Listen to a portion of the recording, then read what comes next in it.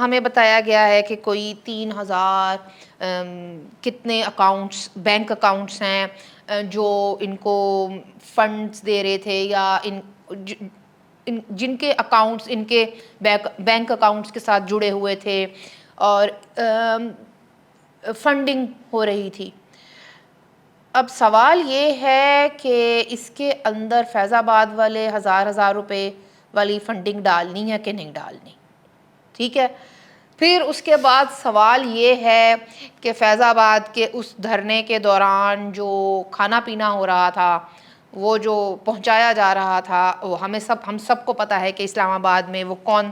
لوگ تھے، وہ کہاں سے وہ کھانے آ رہے تھے، وہ ان کے بینک اکاؤنٹس کی پھولا پھرالی ہونی ہے کہ نہیں ہونی ہے،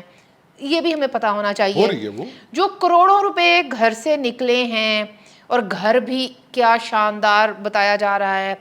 بھائی، پٹرول پمپ تک تے ساتھ رضوی دا ہے۔ میں تے حیران ہاں کہ کمال ہو گیا ہے۔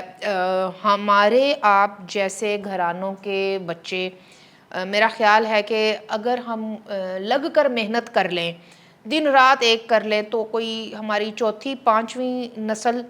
کے بھی گھر سے اتنے کروڑوں روپے نہیں برآمد ہوں گے۔